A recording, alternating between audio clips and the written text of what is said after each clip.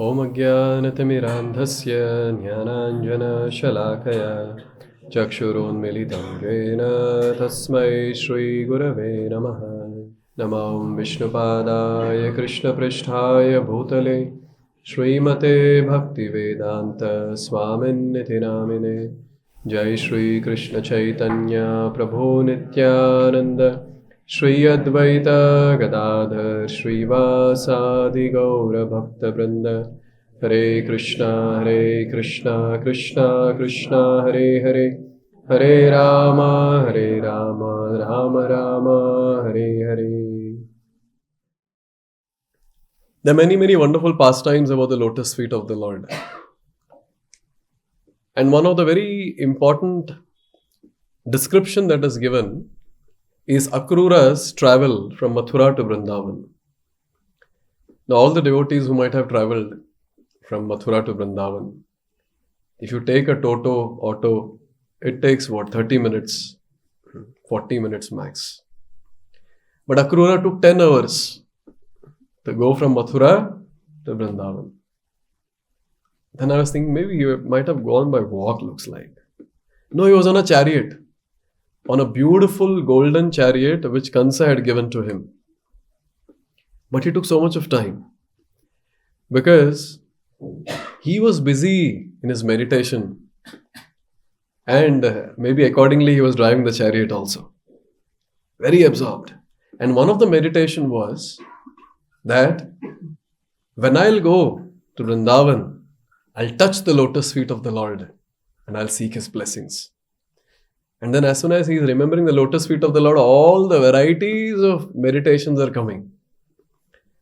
This is how when a devotee advances in bhakti, one tinge of any element related to Krishna is enough for him to get triggered about Krishna consciousness. Like all of us, one tinge of sense gratification is enough, isn't it? To trigger all sorts of sense gratification. For them, like that, one tinge of Krishna consciousness is enough to trigger all sorts of activities and various other things related to Krishna consciousness. When Akrura reached Vrindavan, the first thing that he saw was the lotus footprint of the Lord. And how do you think he was able to make it out? He saw the 19 symbols on the lotus feet of the Lord. And it is described. All the gopis, they are singing very beautifully. Dharani Mandanam. They are saying, oh Lord, your lotus feet, when they walk on the earth, so all the footprints are there on the earth. And all these footprints are the ornaments for Mother Earth. And she holds it very carefully. She keeps it very safely. And also a very nice thing, all the gopas, all the cows, when they would see footprints of the Lord, they would never step on it. So like this, the footprints of the Lord were everywhere in Sri Vrindavan Dham, you see. So these beautiful symbols are very important for devotees. And Srila Prabhupada has elaborated on these symbols in 10th canto, chapter 30, text 25, purport.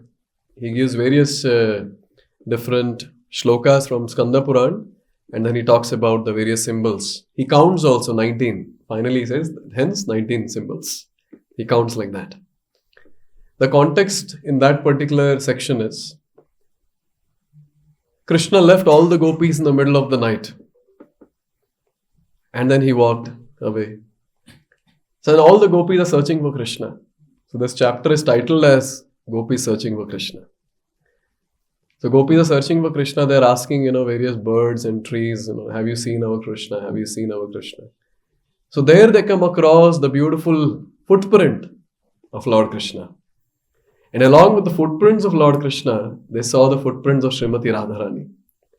And they are glorifying the footprints and they are glorifying this wonderful couple. That's how this entire section is in 10th canto, 30th chapter. So having heard about how various personalities in Srimad Bhagavatam have been meditating on the lotus footprint of the Lord, let us all meditate on the lotus footprint of the Lord. So what we will do is, So I'll describe about each symbol. So these symbols are described very elaborately by Srila Vishwanath Chakravarti Thakur in Sarartha Darshini, then Ananda Chandrika, and then Rupa Chintamani, and Jiva Goswami's Sri Kara Pada Yugala Samarita, Skanda Puran, Matsya Puran, Garga Samhita, all these different scriptures, they're speaking about this. So we'll see what we can learn. About each symbol, I'll share some few points. And if possible, you all can write it down so that you all can remember and meditate on it. As soon as you close your eyes and think about the lotus footprint of the Lord, immediately each symbol we should be able to remember, and the glories also. If not 5, at least one glory. At least one thing we should be able to remember. So here is a shloka from Sri Rupa Chintamani by Srila Vishwanath Chakravarti Thakur. This is text 1. The text 2 is Srimati Radharani's lotus footprint shloka. So here we have, so all the 19 symbols are given here.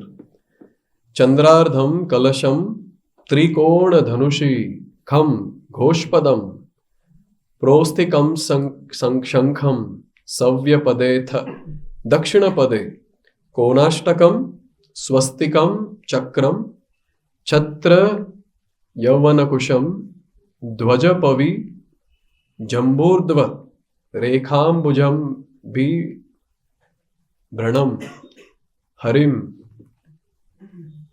Un Avimshati Mahalakshmya Architangrim Bhaje.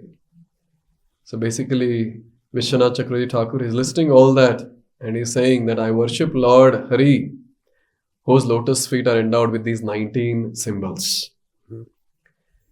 So let's begin with the left foot of the Lord. The first symbol on the left foot, will start from below. The first is fish, Matsya or Prostikaha. Now fish cannot live without water. Similarly, devotees cannot live without Krishna. This is the first thing that the fish represents. Fish cannot live without water, devotees cannot live without Krishna. Can we live without Krishna? Yes, right?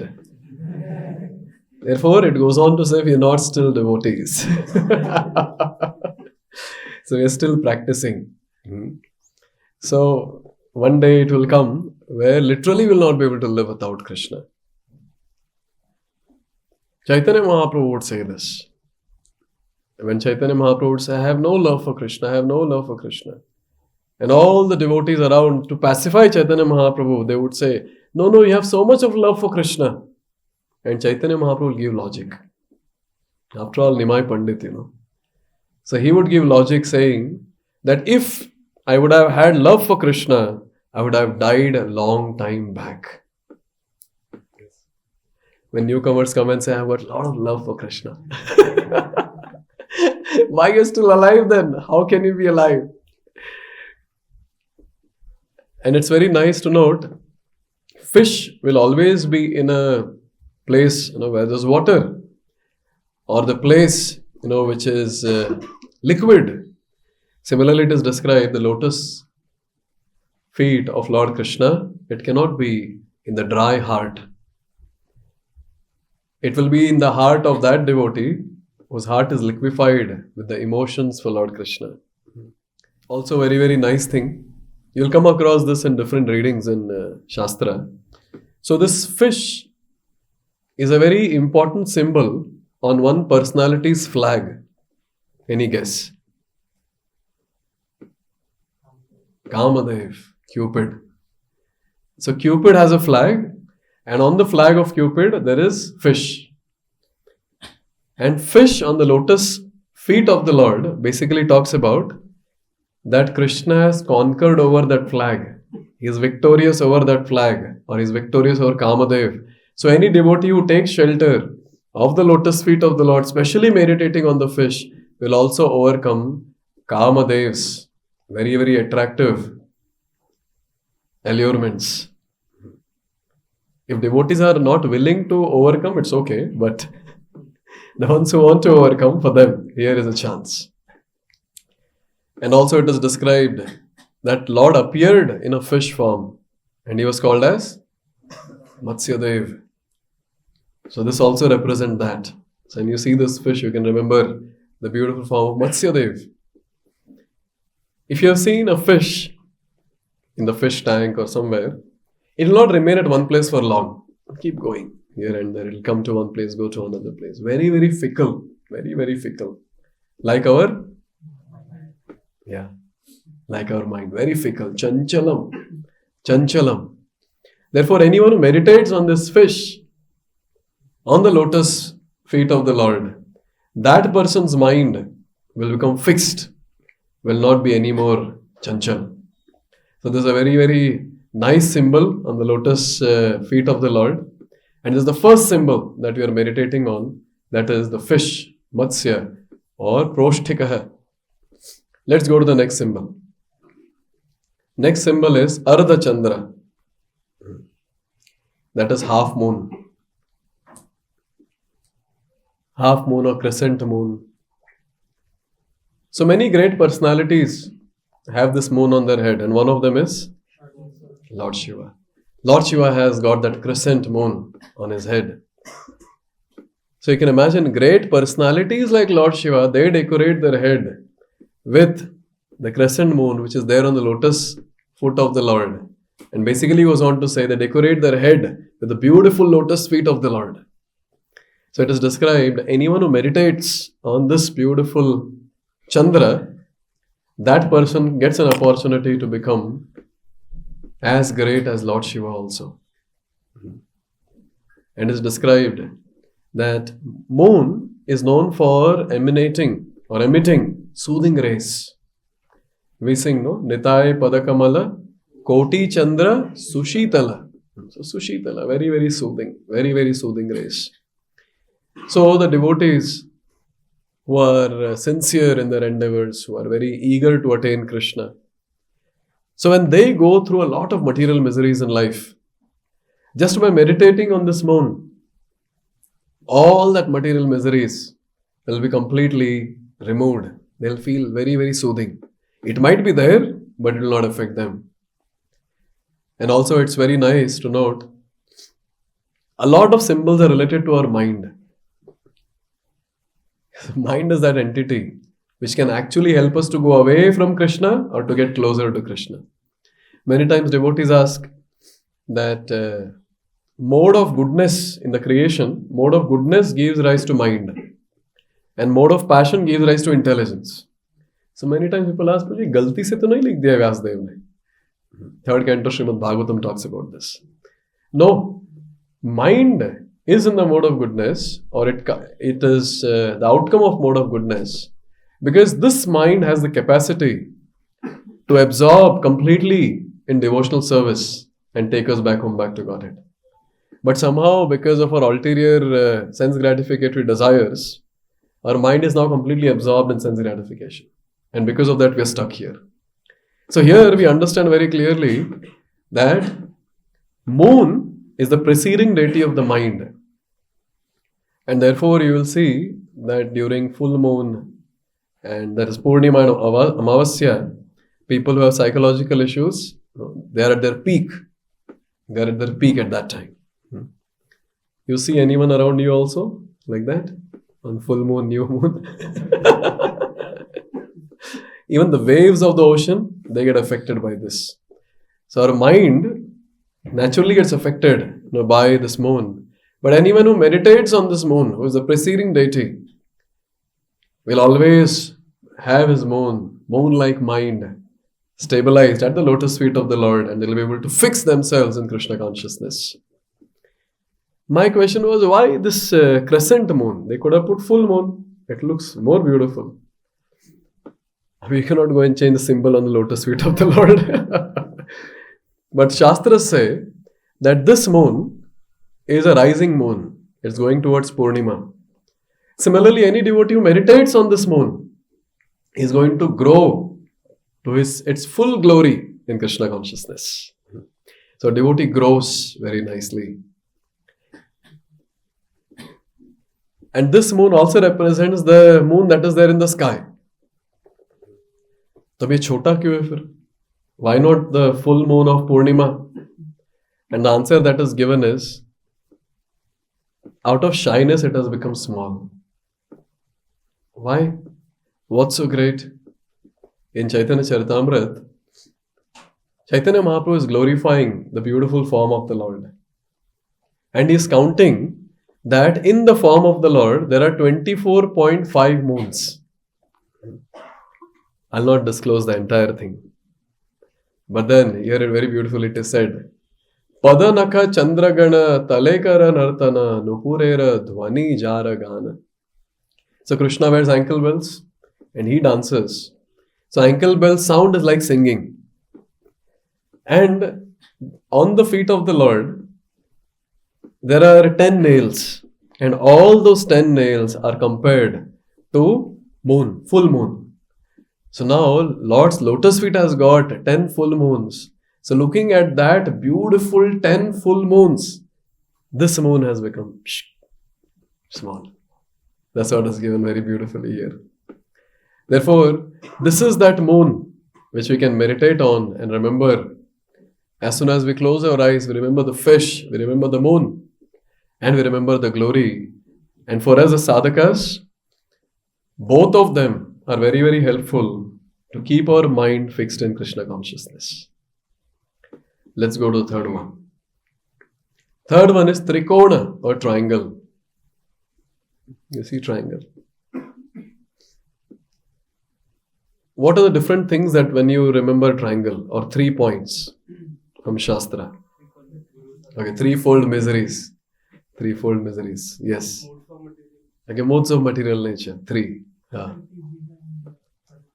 Okay, 3. And 3 worlds. Okay, 3 worlds.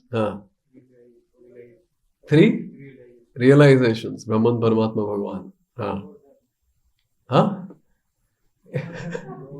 Oh, you remember Govardhan seeing a triangle? Are you? You're a Brajvasi. Okay, the 3 murtis. 3 gunas, someone said that. The first thing is, so 3 points, these are like the 3 eyes of one personality. Lord Shiva. So Lord Shiva's 3 eyes are always fixed at the lotus feet of Krishna, gazing at the beautiful lotus feet of Krishna. So therefore, if Vaishnavanam Yethashambhu, the topmost Vaishnava, is doing that, we should follow in the footsteps of this great Vaishnava. And we should also fix. We don't have 3 but 2. Some have 4. So you all can fix on the lotus feet of the Lord. And also it is described, anyone who meditates on this triangle, which also represents the threefold miseries, Adhyatmika Klesha, Adi, Bhautika Klesha and Adi Daivika Klesha. So a person will get freed from all the 3 miseries. Whenever I say freed, one thing we have to understand is it can be completely cancelled or it will not affect. It will not affect the sadhaka. And we are more interested in not getting affected. It can remain around. What's the problem? And as someone said, 3 worlds. So we have Bhuloka, Bhorloka and Swarloka. So Bhuloka, it represents all the lower planetary system including this earth. Bhorloka is the next one. And Swarloka, when we say, is higher planetary system. So all 14 planetary systems are covered in this. And it is described that the first and the last refuge of the residents of all the 3 planetary systems is Lord's lotus feet. As soon as you remember this. And Lord showed by his own example, by his own act, that he is the one who can give shelter to all the 3 planetary systems. Which pastime? Yes, Lord Vamandev. So Lord Vamandev, he lifted his foot and he covered all the 3 planetary systems. And also at the same time, you all forgot one very, very important thing for a sadhaka. 3 things in sadhaka's life is Kaya, Vacha, Manasa. Naturally we forget because we don't engage all 3 in service of the Lord. But anyone who is eager to engage in service of the Lord, all the 3, Kaya, Vacha, Manasa, this is the triangle which we can meditate on. It is described in Bhakti Rasamrita Sindhu. Iha yasye harayar dasye karmana manasa gira Nikhilaswapi avasthasu jivan mukta sauchyate. So our karmana, that is our kaya, our vacha and our manasa, all three should be engaged in service of the Lord. And anyone who can do this, that person will be considered as jivan mukta, already liberated even when he is there in this body. So many times we say, no, he's liberated soul. On what basis we say liberated soul? Because he is able to engage kaya, vacha, manasa 24/7 in service of the Lord. Somehow this has to be achieved. And also there are three categories of living entities. We have demigods, human beings and animals. So all three of them, for them the shelter is the lotus feet of Krishna. So this is the triangle that we are talking about. Let's go to the next one now. The fourth symbol is water pots. So we have these water pots around the trikona. So you can gaze at the lotus feet and remember where all these water pots are. What does a water pot represent? A filled water pot. What is it? Womb, okay, womb. Nectar, yes, nectar. So here, one is that this water pot consists of, or this pot consists of nectar. It's a golden pot with nectar. Who will get the nectar from this pot? Which devotees? We'll meditate on that. Okay. The surrendered devotees are the ones. The surrendered devotees get to taste this nectar. And for them, they'll never be bereft of the nectar. And the best part is, how much ever you drink from these pots will never get empty. Always nectar. It will be filled with nectar. Filled with nectar. And also, filled water pots represents auspiciousness. I don't know how many of you know that. In various pujas and yagyas, water pots are filled and kept. So it talks about kalash. So it talks about auspiciousness. So any devotee who meditates on these water pots, so those devotees are assured that the life will be auspicious.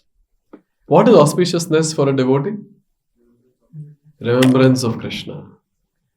So that devotee will be blessed with constant remembrance of Krishna. And also at the same time, there are two categories of devotees. One are pure devotees, perfected pure souls.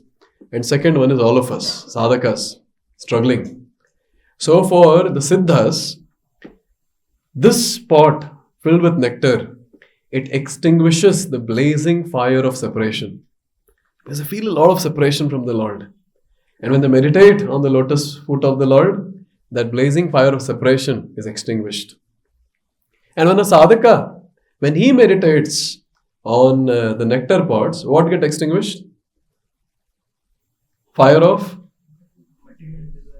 material desires, material miseries, that gets extinguished when it comes to us.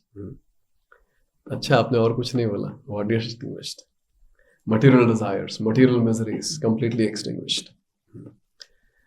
And I think we have enough symbols to fix our mind. So all of us can close our eyes. And we are on the left foot of the Lord. So we all can try to remember the different symbols at the exact place. You shouldn't change. वो change नहीं होता रहता, fix होता है वो. Should not change. So the first symbol that we saw was fish. Second, moon. Third, triangle. Fourth, one or two? Oh, okay, four. Okay, so 4 water pots. Yes. Now let's go to the next symbol. What do you think this is? Beans. Very nice. And what is that? Cow's hoof print. Yes, cow's hoof print.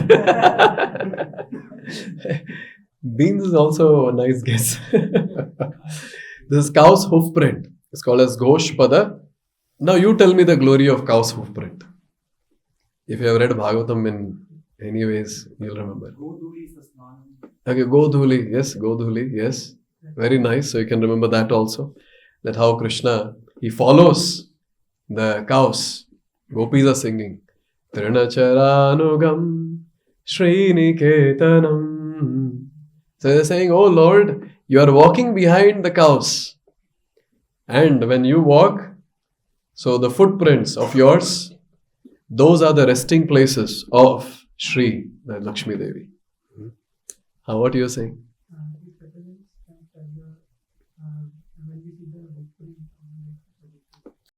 So the water contains in between the hoof print. So it's like it becomes so small that the cat becomes so small and completely transmitted. Okay. There's one shloka with lot of padam word. Yeah, please repeat. Samashritaye padapallavaplavam Mahat padam punya yasho murare Bhavam budhir vatsa padam param padam Padam yat vipadam natesham. So this particular shloka, it says, Samashritaye padapallavaplavam. So who are the ones who take shelter of the lotus feet of the Lord? Devotees. They surrender to the lotus feet of the Lord. And these lotus feet are like plavam, boat. Now as soon as a devotee meditates on the lotus feet of the Lord, it's like he's getting into the boat. And this boat is on the very, very beautiful, alluring Bhavasagara. It's there on this Bhavasagara. Mahatpadam Punya Yasho Murare. And this lotus feet are very, very glorious related to creation, this particular line says. But for our discussion, Bhavam Budhir. So as soon as the devotee gets on to the boat of the lotus footprints of the Lord by his meditation, what happens? The entire Bhavasagara, it becomes like hoof print. This says Vatsapadam and this is Goshpadam, one and the same. Yes, cow's hoof print. It becomes very, very small. Now can you imagine, you get into a boat, say you are in Navadvip and you want to cross from Antardvip and you want to go to Godrundvip. So now in between we have Ganga. And then you get into the boat and suddenly the river shrinks and you just get down from the other side. Yes. Now similarly here, anyone who's there on the Bhavasagara and he's meditating on the lotus feet of the Lord, he surrenders to the Lord. For him, the entire Bhavasagara becomes like this hoofprint of the calf or hoofprint of the cow, and that person can easily cross this Bhavasagara. So as soon as you see this beautiful symbol, that is cow's hoofprint, immediately we should be very, very hopeful that yes, by the mercy of the Lord, even I'll be able to cross the Bhavasagara, which is very, very dangerous. In this Bhavasagara, there are many, many sharks, many, many wild aquatics, and they're just waiting. They've already chanted Mahaprasadam prayers. And they're just waiting which entity is going to drown and they'll catch and eat them up. So this is cow's hoofprint. Next is Dhanush or bow. When you see Dhanush, what do you remember? Lord Ram. Oh, but we are talking about Krishna's lotus footprint. So, okay, Gandiv. Okay, Gandiv. Are you giving protection? Any pastime that you all know where Krishna is holding a bow instead of flute?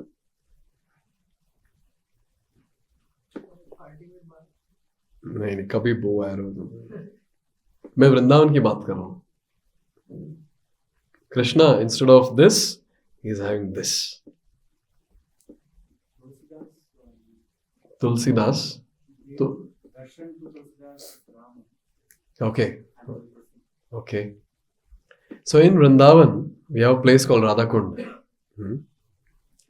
And there would be one very, very exalted soul who would sit on the banks of Radhakund and chant. Who was he? Raghunath Das Goswami. So he would chant. Now see, now when you go to Radhakund, we have the Kund in between and we have so many houses around. But we are talking about 500 plus years back. So during that time, it was all forest, dense forest. Now when he would sit and chant there, so he would be so absorbed in chanting, so very absorbed in chanting. And he'll be least bothered about what is happening around. इतना मजा आता ना अगर हम भी ऐसे कर पाते तो. Least bothered about the entire world. Go hell with the entire world. I just want to chant. Yes. But during chanting only we remember the entire world. And we're bothered about the entire world. What is happening around. Yes. But Raghunath Das Goswami was completely absorbed. To such an extent that Raghunath Das Goswami didn't even bother to see who is there besides him. And one day, a tiger came and the tiger was drinking water from Radhakund. You can imagine you're chanting Hare Krishna and Baju se tiger ja raha hai. Yes, so chotu wala nahi, bada wala. You just imagine. And the tiger is drinking water. But Raghunath Das Goswami is so absorbed. He was chanting, busy chanting. Hare Krishna, Krishna Krishna, Hare Hare. Hare Rama, Rama Rama, Hare Hare. So when the devotee is carefree, who is tensed? Krishna is tensed. When a devotee is tensed, who is carefree? Krishna is carefree. So better to keep the Lord in tension mode and oneself be in carefree mode. And we have in the elaborate description in Shastra, all those devotees who are carefree. Carefree तो एक है dialogue मारना, सब भगवान देख लेंगे. But अंदर से सब पकड़ा हुआ है, नहीं मैं करूँगा सब. But actually being carefree means completely surrendering to the Lord. So whenever a devotee is carefree, when he is absorbed in practicing devotional service, rendering various services to the Lord with love and devotion, at that time Lord takes charge of the devotee. And what is the thing that the Lord does? Lord makes sure that he will give protection. Now Raghunath Das Goswami sitting and chanting, Krishna kept his flute aside and he held a bow and arrow in his hand and is aiming at the tiger. As soon as the tiger does anything to Raghunath, I'll kill the tiger. So this is that bow. So as soon as you see this bow, you can remember that it frees the devotee from all worries and difficulties in life. All the symbols are related to our life only, for our benefit. It frees the devotee. And also at the same time, a very nice point. So when a devotee, when he is meditating on the lotus feet of the Lord, so when his mind like arrow hits the target of the lotus feet of the Lord, so at that time his heart is filled with prema. And when the heart is filled with prema for a devotee, how does that manifest? It manifests as tears from his eyes. And those tears are very, very nectarian. And Krishna likes those tears. When Krishna says Patram, Pushpam, Phalam, Toyam, you know which Toyam he's talking about. He's talking about this Toyam. Anyone who offers a little water, I accept. I accept it. So this is bow. Seventh one is concentric circles. You see two circles there, concentric circle. And this actually represents Ambara or sky.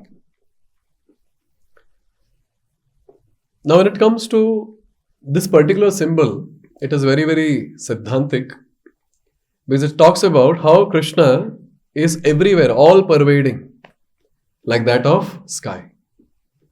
Sky is everywhere, but is anything attached to sky? Or is sky attached to anything? It's always detached. So Krishna is everywhere, but he is not touched by anything of this world. Like the sky is not touched by anything of this world. And also now something which is a bit higher. So it seems in the rasa dance. So Krishna is there in between. He is playing his flute. And there is concentric circles of various wonderful devotees. They are dancing.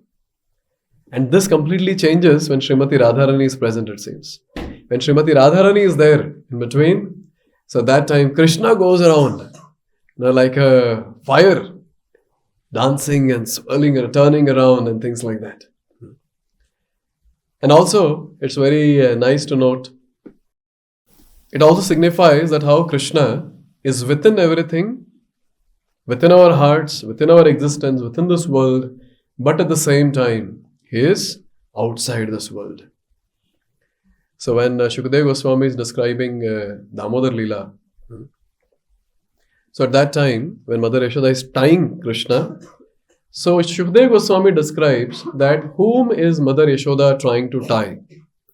So at that time, he chants a very beautiful shloka. He says, Nachantar na bahiryasya na purvam na pichaparam purva param bahischantar jagatoyam jagatchayah.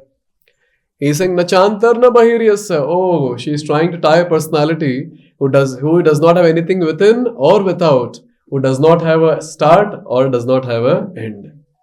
How is Mother Yashoda going to tie? This is a question that is posted by Shukadeva Goswami. So this personality, our Lord, he is that personality who is inside of everything but at the same time outside of everything. Therefore, it's very difficult to understand the Lord. And therefore, many times, people go to extremes where they say that Lord is outside and some people say Lord is inside this material world. So those people who say Lord is outside, their mood is, we can never attain the Lord. And those people who say that Lord is there within material world, they are the Mayavadis who say that Lord is also Maya. He is there within this world, control of this material world. So in this way, this represents sky, and it's very, very Siddhantic, where it's very clear that how Lord is everywhere. Everywhere. One very important thing for a devotee when he realizes that Lord is all pervading. Naturally, the devotee is very, very blissful. Very blissful. Because for him, now he does not see anything material in this world. Everything is spiritual for him. Therefore, it is said a devotee is least bothered even about going back home back to Godhead. Narayana parasarve na kutaschana bibhyati. Swarga pavarga narkeshu apitulyarth darshinaha. For him doesn't matter. Swarga, Narka, Goloka doesn't matter. He's always engaged in service of the Lord. And he is able to witness the Lord everywhere. Sthavara jangama dekhe na dekhe tara murti. Sarvatra nija hoye ishta deva spurti. This is on the Prema platform where a devotee is able to see Lord everywhere. And such a devotee never feels lonely. He's always there with the Lord. Always. Atheistic people are asking, Bhagwan kahan hai? And the devotee with Krishna Prem is asking, kahan nahi hai? We should get those two people together. Therefore, when Prabhupada is having debate with these atheistic scientists, you see that both are like 180 degrees poles apart. He say one side, the atheistic scientist is asking, where is Lord? And Prabhupada is saying, where he is not. So this is the realization of a devotee where he is able to see the Lord everywhere. The seventh one. The last symbol on the left foot of the Lord is conch. Conch, it represents two things. It has two services in Archana Vidhi. What are those? Conch. What service we do? Okay, we blow the conch. And we offer water. Yes. And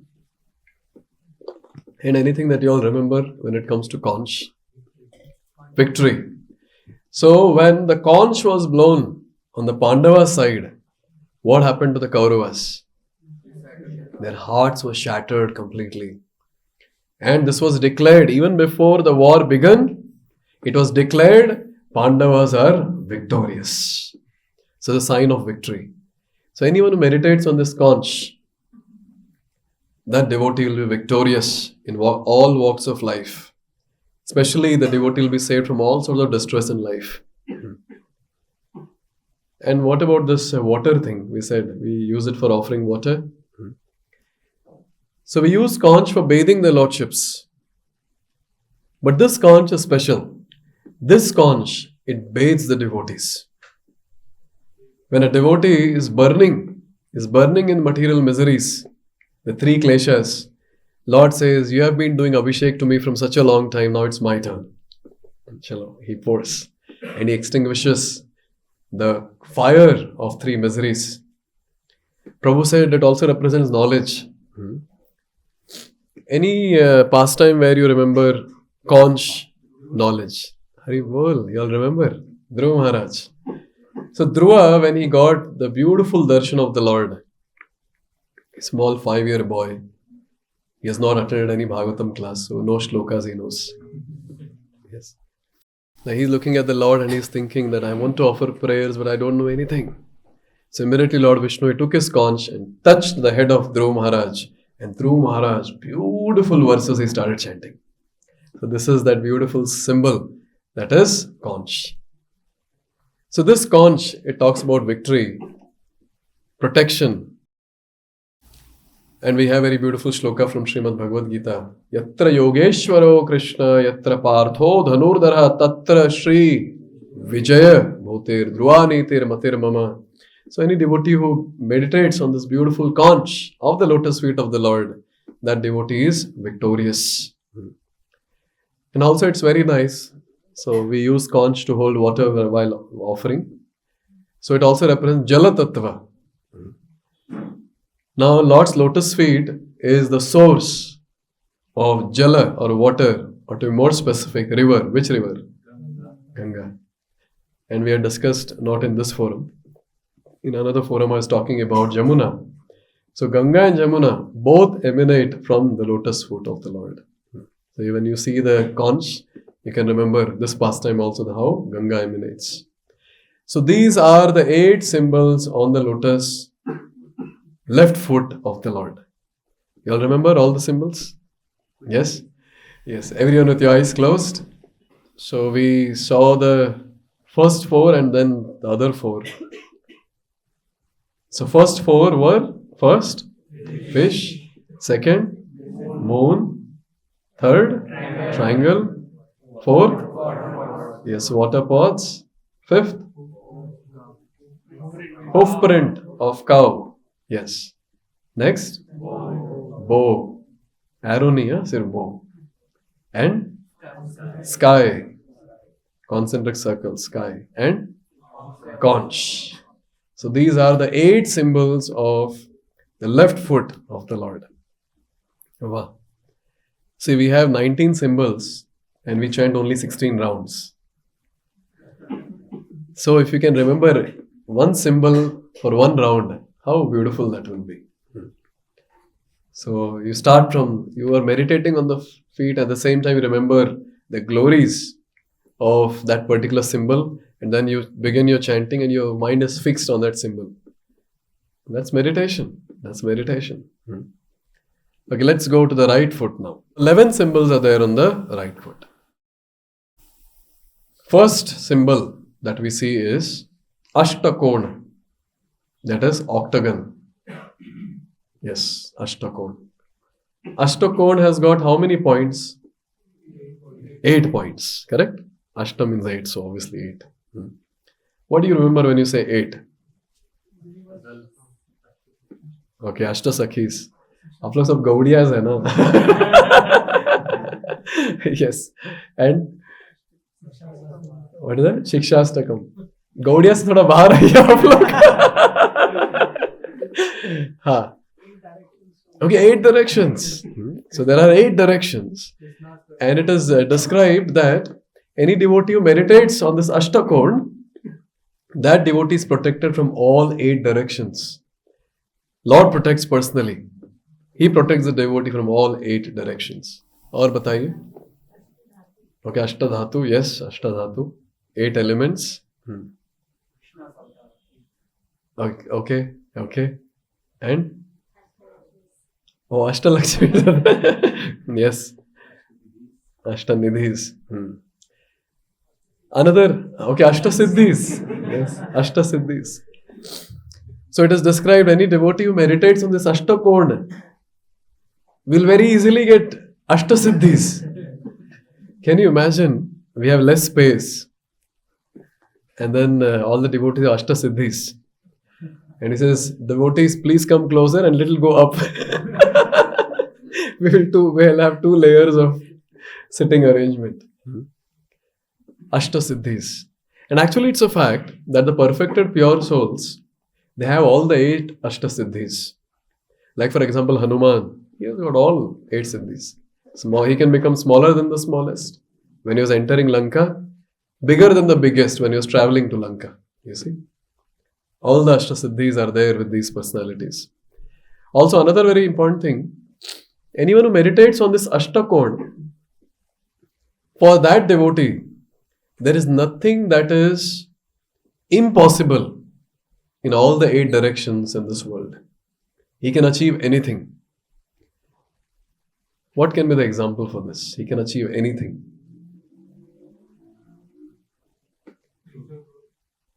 Dhruv Maharaj. Now, Dhruv Maharaj is a classic example. Dhruv Maharaj's desire was to get kingdom greater than Brahma. Brahma's kingdom is entire universe. So Dhruv Maharaj is there in the universe or outside universe? Inside universe. So Dhruv Maharaj is inside universe and he wants a kingdom greater than the universe. बताइए कौन से logic में fit होता है ये बताइए. Therefore atheistic people they say, इसलिए तो बोलते इस सब, this is all illogical. As you go to spiritual platform, actually everything is illogical only. You see, Lord fulfilled the desire, illogical desire of Dhruv Maharaj. Being within the universe, he wants kingdom greater than the universe. Therefore, for a devotee, anything is achievable. Even a personality who is there in this material world, struggling with all his anarthas, and he has an intense desire that I want to attain Krishna's lotus feet this very life. Possible, impossible?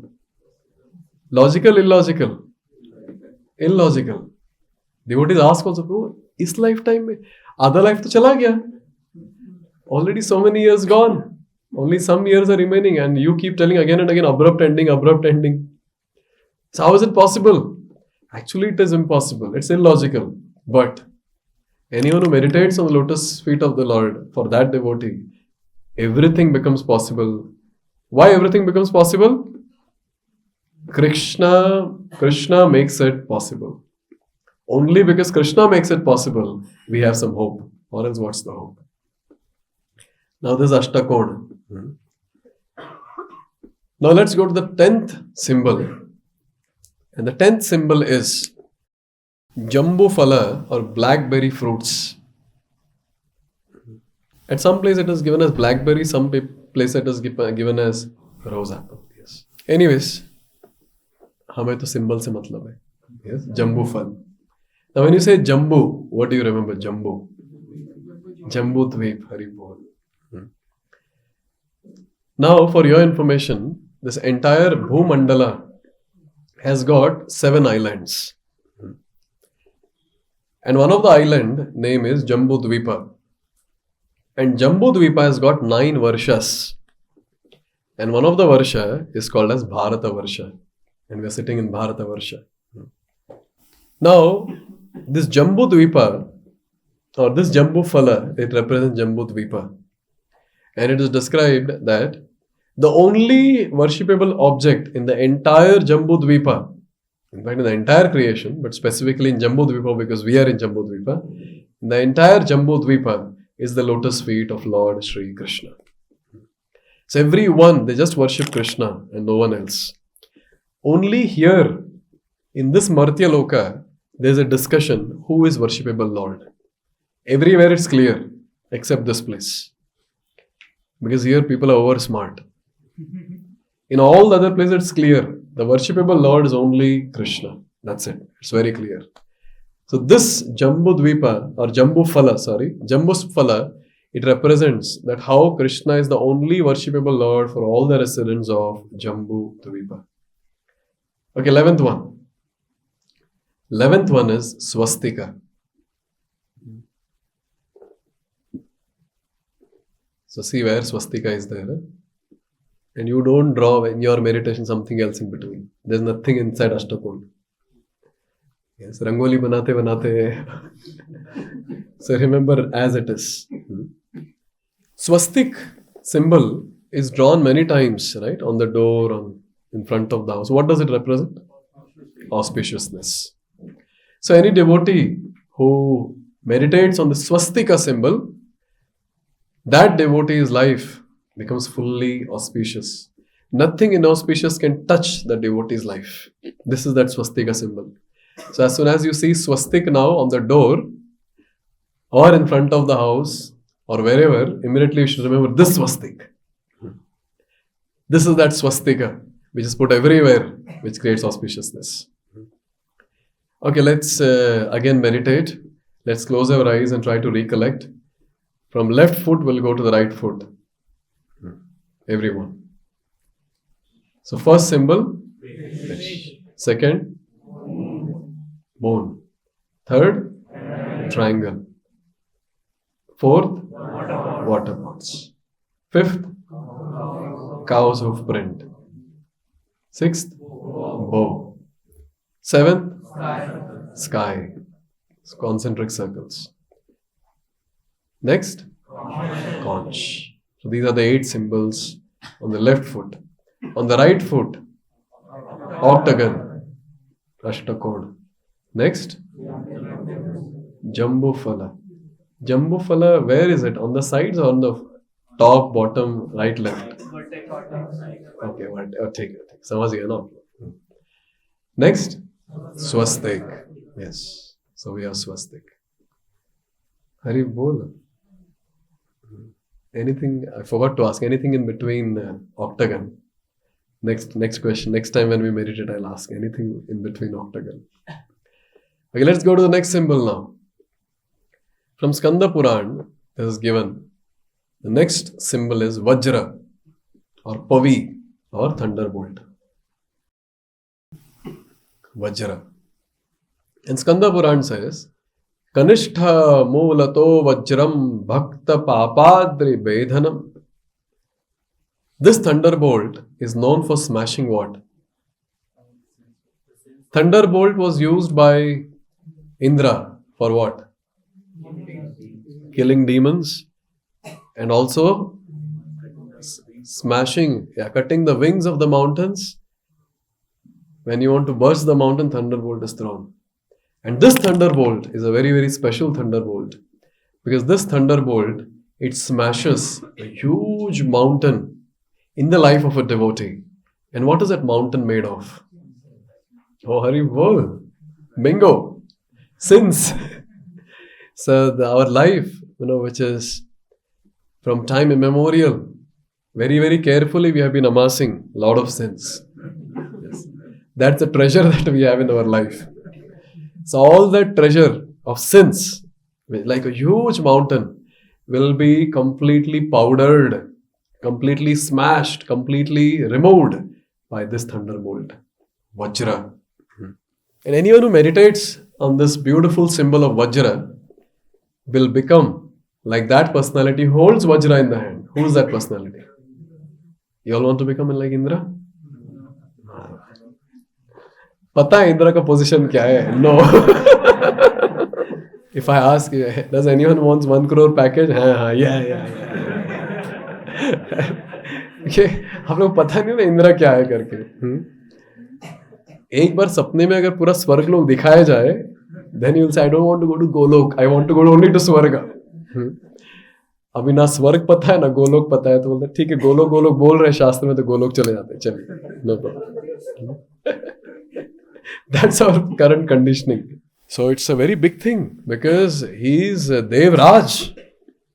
He is the king of all the Devatas. He's very great, very great. And Lord Krishna empowers him so much. Indrari Vyakulam Lokam Mridayanti Yuge Yuge. Only for protecting Indra and killing all Indra-ari, enemies of Indra, Krishna, he appears again and again. You can imagine how exalted this personality is. In Krishna's family dynasty, one person's name is Vajra. Who is he? Vajra? Nab. Vajra Nab. So this Vajra, when we see, we can remember Vajra Nab. Vajra Nab plays a very important role in our lives. Why? Was that? He manifested Vrindavan. He manifested various deities in Vrindavan. So all the deities that we see in Vrindavan, all those old deities, Madan Mohan, Govind, Gopinath, all these deities, including the deity of Tulsi Maharani, other deities, Srinathji, all these different deities were installed by Vajranabh. So as soon as you see Vajra, you can also remember Vajranabh and pay obeisance to him, because of whom today when we go to Vrindavan or when we go to Jaipur, we are able to see all these beautiful deities. So this is Vajra, 12th symbol. 13th symbol is flag, Dhwaja. Okay, any guesses what Dhwaja represents? What is that? Dharma, victory. Jaya, victory. Yes. So this flag is basically announces what? It announces security and protection from fear for devotees. So whatever fear is there, no tension. Anyone who meditates in the lotus feet of the Lord, this Dhwaja is there, which makes the devotee victorious. And it announces what? It announces security and protection. Krishna himself is saying in Bhagavad-gita, Shipram bhavati dharmatma shashvat shantim nigacchati kauntaya pratijanihi name bhakta pranashyati. Never ever it will happen that any devotee is vanquished. No. This flag is there. Devotee will always be victorious. This flag announces the security and protection of a devotee. And Krishna is verbally making it very clear in Bhagavad-gita, and his lotus feet is also very clear. There is a flag. And he himself, he does various activities to protect his various devotees who are about to lose their existence. Any examples from Shastra? Draupadi. For a lady, for a Vedic lady, chastity is very important. So as soon as this Dushasana was pulling the sari, so if Draupadi would have got naked in the assembly, it's almost like death, vanquished. Krishna didn't allow the devotee to become vanquished. And Gajendra, Bichara elephant, when he called out to Krishna, immediately the Lord came. Immediately the Lord came to rescue Gajendra. Next. Prahlad Maharaj. See, Prahlad Maharaj. There are so many various different cases, instances where Prahlad Maharaj should have died. But Krishna is like, no, nothing will happen to my devotee. Nothing. Any other example? Srila Prabhupada ki. So Srila Prabhupada.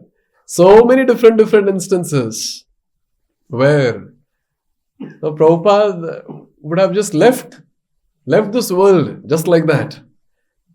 On the boat, when Prabhupada got 2 heart attacks, and the same day when he got the second heart attack, Prabhupada gets a dream where all the incarnations of the Lord and Lord himself, they're rowing the boat. And Prabhupada is sleeping on that boat. And they're telling Prabhupada, Swamiji, don't worry, we will take you. Namai Bhakta Pranashyati. Very clear. So in this way, we see this flag is a very, very important symbol in the life of a devotee, which announces security and protection. And you see in our life also, it's very hard to comprehend that there are devotees who are practicing bhakti in the age of Kali Yuga. That too, there are unmarried youth boys who are practicing bhakti in AECS layout. And they're maintaining, the 4 relative principles. Actually, to be frank, it's very, very astonishing.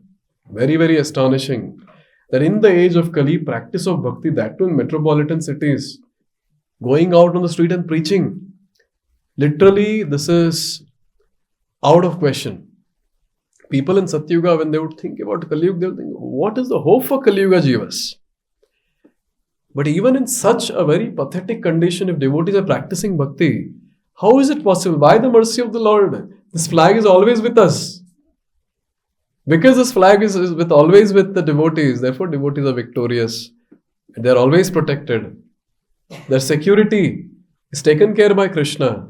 And when I say devotee security, Or devotees are protected. What is protected in a devotee?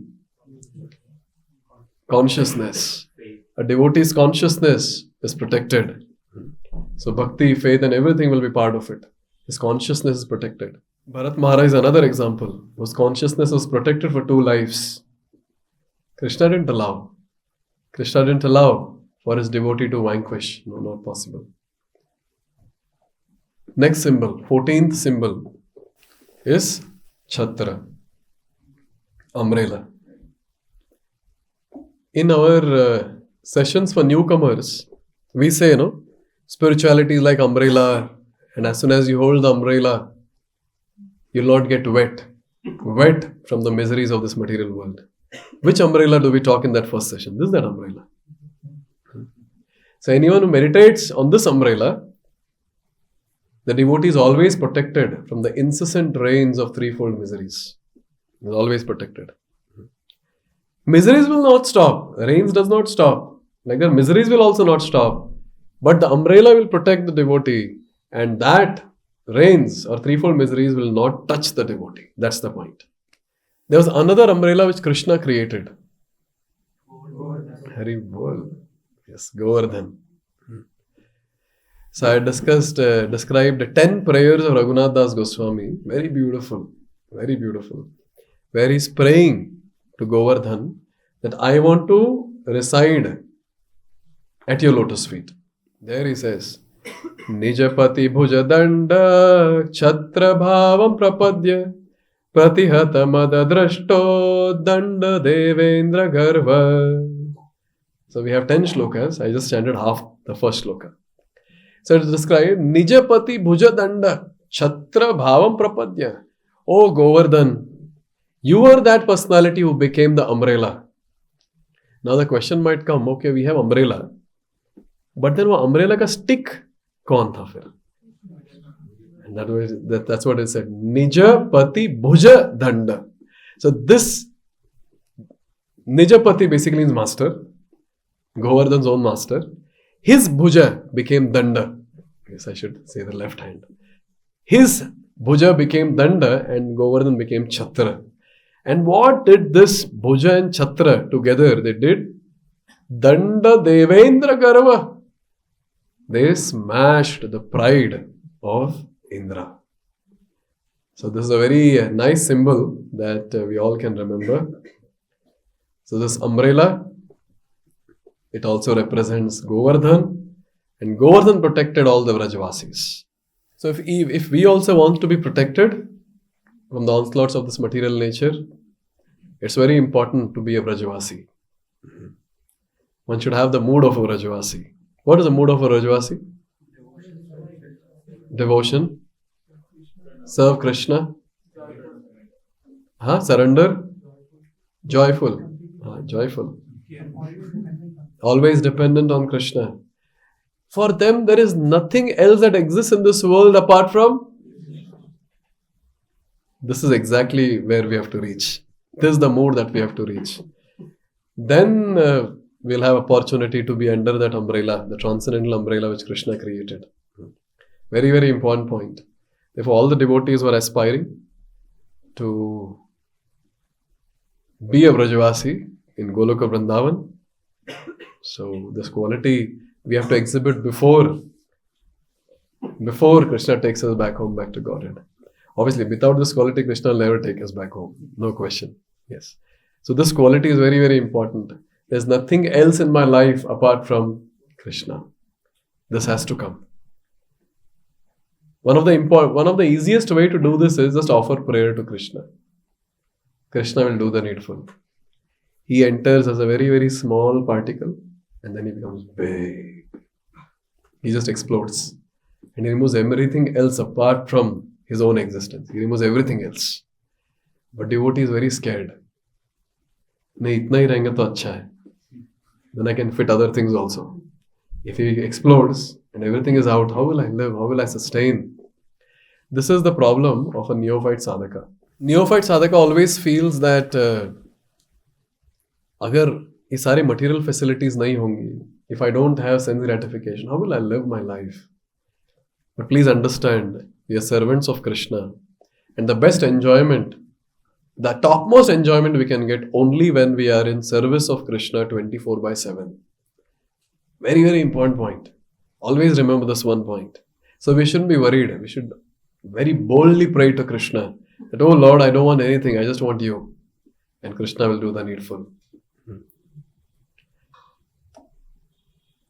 So who else has the umbrella when they go around in this material world? Vamandev Bhagwan, yes. And? Kings. Kings, yes. Various great personalities. Maharaj, yes. So anyone who meditates on this umbrella will also become like Maharaj.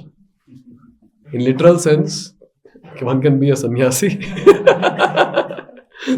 ISKCON ke Maharaj. Or that person becomes as exalted as a Nara Devata, that is king. That's the meaning, umbrella. Okay, before we go to the last few, let's again recollect all the symbols. Now we'll directly recollect the left foot first.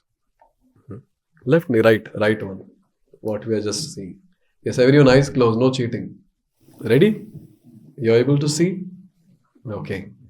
What's the first symbol on the right foot? Octagon. Yes. Next? Jambu Phala. When you say Jambu Phala, what do you remember? Jambu Dvipa. Okay. Next symbol?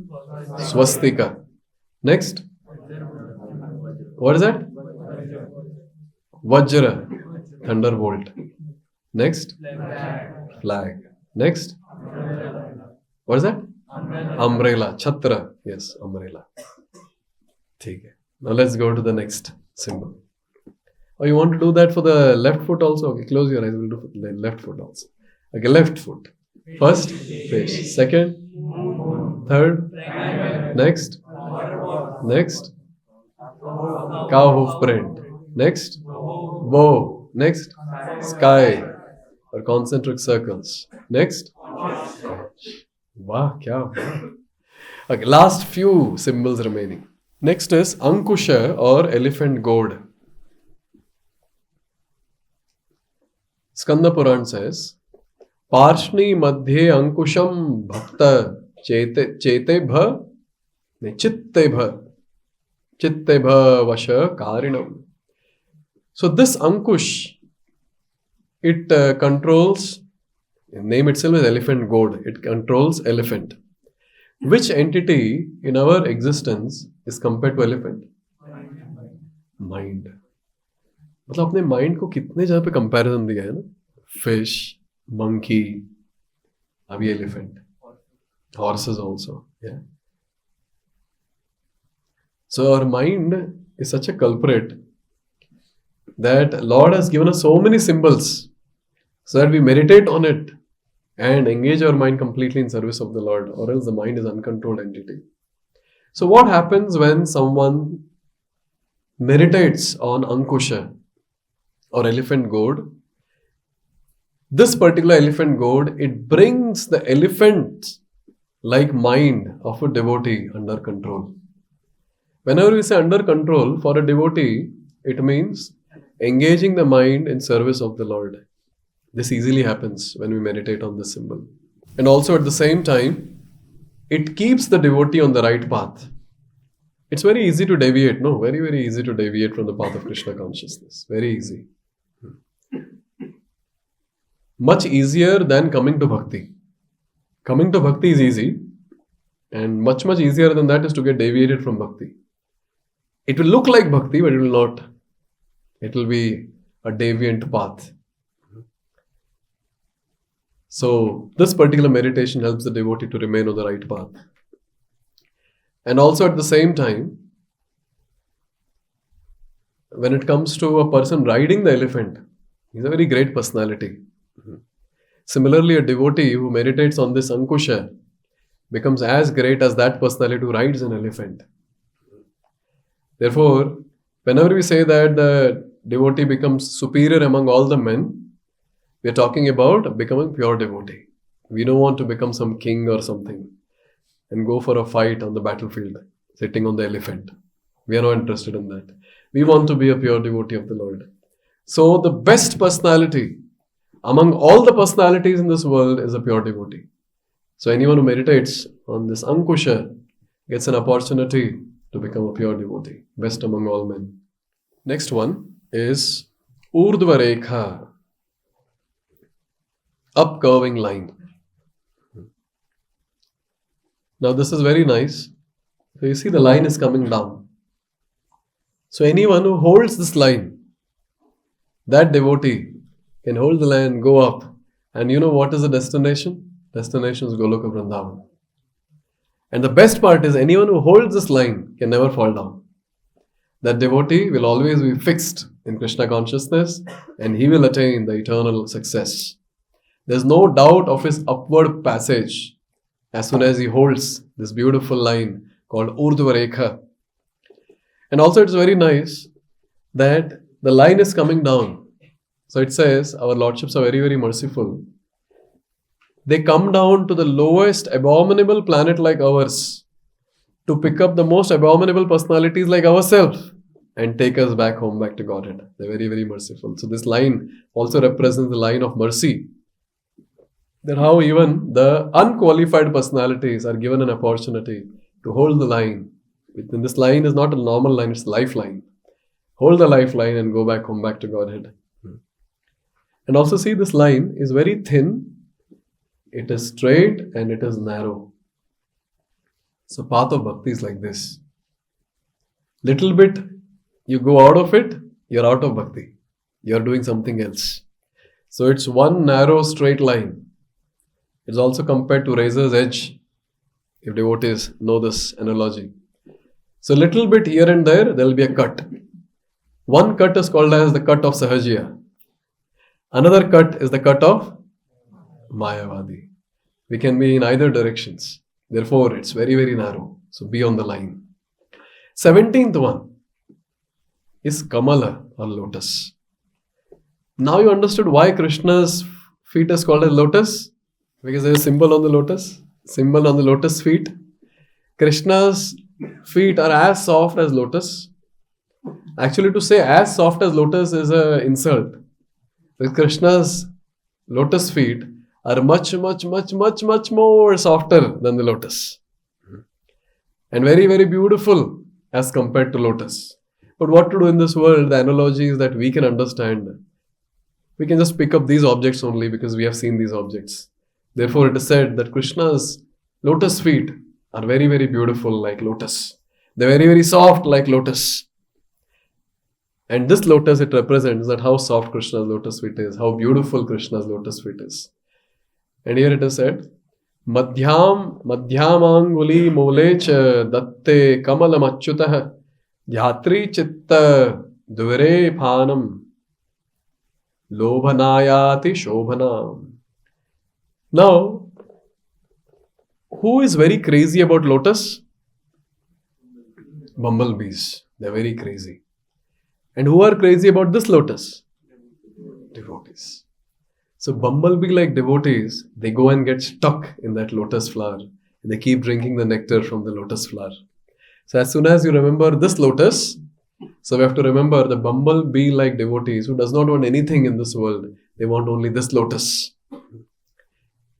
They always meditate on this. And they're very greedy. And which nectar is there in this lotus? And it is described, Krishna Prema. The nectar of Krishna Prema is hidden in this lotus. And bumblebees are very, very eager to go and drink that nectar. And also, the entire Vrajabhumi is like lotus. And our Lord never leaves Vrindavan, never leaves Vrajabhumi. So his feet are always on the lotus. Therefore, we have lotus feet. That's another very, very beautiful description that is given. Who holds lotus flower in the hand? Lakshmi Devi. Now just imagine anyone who meditates on the lotus feet of the Lord with the lotus, that person is always blessed by Lakshmi Devi.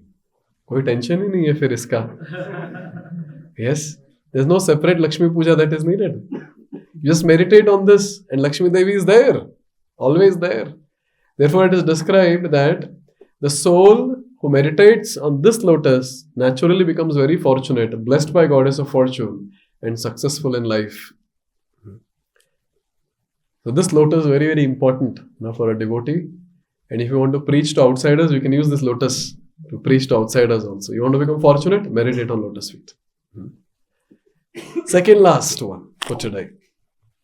Dakshinasya padanghoshta mule chakram vibhartyajah tatra bhakta janasyari shadvarga chedanayasah. So next symbol is chakra. You see the chakra, very beautiful. Now this chakra is described in Skanda Puran. What it does? It kills or cuts down the 6 enemies of a devotee. Who are the 6 enemies of a devotee? Lust, anger, greed, envy, pride, illusion. All these 6 enemies are cut by this very, very beautiful chakra. Another feature of chakra is what? Effulgence. So chakra is very, very effulgent. देखिए आप लोग सुने हैं ना लेकिन हाँ. So chakra is very effulgent, especially when Lord holds in his hand. Yes, it's very effulgent. So Tejas Tattva, it also represents Tejas Tattva, or principle of brilliance or effulgence. So any devotee who meditates on this chakra, the darkness of the sin that is there in the heart of a devotee is destroyed completely. What keeps a devotee in very, very lethargic state while practicing bhakti? All the sinful samskaras, which are very dark. As soon as a devotee holds this chakra in the heart, naturally his heart is full of effulgence, and that devotee will no more be in the darkness of sinful reactions. He'll be in the light of Krishna Prema. And next one, this disc, it acts as time factor for many. The disc was running behind one person, Durvasa Muni. And for Durvasa Muni, it was like the end all running behind him. He's going to end him at any time. So it's a time factor. So one who always meditates on this chakra will never be destroyed by time. He'll eternally reside in Vraja Gokula, blissful world of Vraja Gokula, Sri Vrindavan Dham. And finally, the 19th one is jaw or barley corn. You got it? Where it is? Yes. Bhoga sampanna mayam dhatte yavam angushta parvani. So the joint of the right large toe bears the mark of a barley corn. Now you tell what barley corn represents. Auspiciousness, yagya. So for yagya it is used. So it represents auspiciousness. So anyone who meditates on this barley corn, so this is very, very important information for all the devotees who are aspiring for other than Krishna Prema. Yes. So anyone who meditates on this barley corn, so that devotee is blessed by all sorts of enjoyable opulence. Hari Bo. Yes. So if you want to enjoy even in this life and still want to go back home back to God, here is option. You can meditate on the barley corn. Now it also represents this barley corn. It's one of the grains. It sustains the devotee. It nourishes the devotee. Similarly, the Lord's lotus feet is the only source of nourishment for all the spirit souls. So lotus feet nourishes the devotee to a great extent. And also, when a devotee is meditating on this barley corn, which is very, very small. If you type barley corn, you will see it's very, very small grain. So it's like many grains, and then if you remove one, it will be very, very small. So any devotee who is meditating on the lotus feet of the Lord, for him, all those lifetimes that he has spent in this material world, all the birth that he has taken, many, many births he has taken, huge number, that appears to be very, very tiny now. Because now for him, what remains is going back home, back to Godhead. So this is the last symbol, that is barley corn. So in this way, these are the 19 symbols on the lotus feet of the Lord. So now we'll go from left foot to right foot and right foot to left. And then from top to bottom and then bottom to top. Ready everyone? You're not supposed to open your eyes. थोड़ा सा cheating ठीक है if you forget and you're completely blank. There's no point of keeping the eyes closed. So you can open your one eye and see. Ready? Yes, everyone with your eyes closed. So we'll go from left foot to right. And then from right to left. And then we'll see. Based on the answers that I get, we'll do the activity more. Okay, left to right we'll start. Left bottom. Fish. Next. Moon. Next. Triangle. Next. Water pods. Next. Cow's hoof prints. Next. Bow. Next. Sky. Next. Conch shell. Hari bol. All 8 done. Now 11. 11 on the right foot. Next. Octagon. Next. Jambu phala. Next. Swastika. Next. Vajra. Yes. Thunderbolt. Next. Flag. Next. Umbrella. Chhatra. Next. Ankusha. Elephant gourd. Next. Line, na? Urdhva rekha. Yes, upcurving line. Uske baaju mein next. Okay, lotus. Next. Chakra. Next. Barleycorn. Hari bol. So you all can open your eyes and see. Were you able to fix everything? Okay, we'll go from right to left now. Let's see if you all can fix it again. Okay, right. Octagon. Next. Jambu phala. Next. Swastika. Next. Thunderbolt. Next. Flag. Next. Umbrella. Next. Elephant gourd. Ankush. This is something that we'll forget. In my personal practice also, somehow I used to forget this. Ankush. Next. Yes, line. Urdhva rekha. Next. Lotus. Next. Disc. Chakra. Next. Barleycorn. Joe. Okay, we'll go to the left foot. Next. Fish. After that. Moon. Next. Triangle. Next. Water pods. Next. Cow's hoof prints. Next. Bow. Next. Sky. Next. Conch. Very well. How many of you are able to remember all 19? Okay. Now we'll go from top to bottom. Last activity. Yes. अभी थोड़ा सा difficult होगा. You want to go reverse? Left foot or right foot? Right side. Whatever. Okay, from right to left, we'll go from top. Okay, first barleycorn. Then? Okay, disc. Okay, disc. Next? Lotus. Next? The line. Next? Ankush. Okay. Next? Umbrella. Next? Flag. Next? Thunderbolt. Next? Swastika. Next? Jambu. Next? Octagon. Okay, let's go to the top of the left foot. First, conch. Then, sky. Then, bow. Then, cow's hoof prints. Next, water pots. Next, triangle. Next, moon. Next, fish. हरी बोल. आप लोग आँख खोल के बोल रहे थे क्या? नहीं ना. So requesting all of you that please have this as a meditation every day. Have this pick there. It's a very famous picture which is available on internet also. So you'll find all these 19 symbols, and this is Shastric. So if you meditate on anything that is Shastric, will purify us. So this can be your meditation before going to sleep. It will be very nice. Or immediately after getting up from the sleep. I think getting up to sleep is difficult.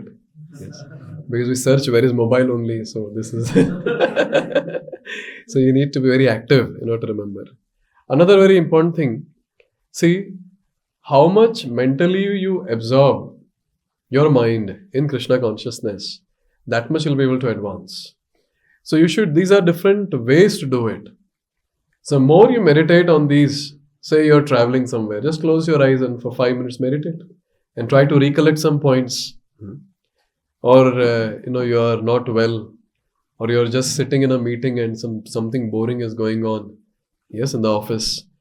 So you need not close your eyes also. You can just keep, chanting, okay, fish, and then looking at the slide.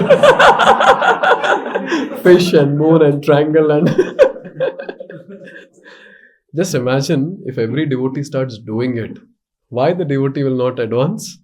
Because these symbols are very purifying, very, very purifying. Therefore, so how many ever times you can meditate, please meditate. And surely Krishna will bless. And whatever we have learned today, the benedictions that we will get by meditating on the symbols, surely Krishna will give, no doubt. This is much simpler as we did the last activity, Srimati Radharani's lotus feet. It is much simpler. And if you are done with this, then go to Srimati Radharani's lotus feet and meditate on those 19 symbols. That video is still there on internet, so you can go for it and watch and understand the importance of the same. Okay, thank you very much. Yes. Shila Vishwanath Chakravarti Thakur ki Jai. Jagat Guru Srila Prabhupada ki Jai.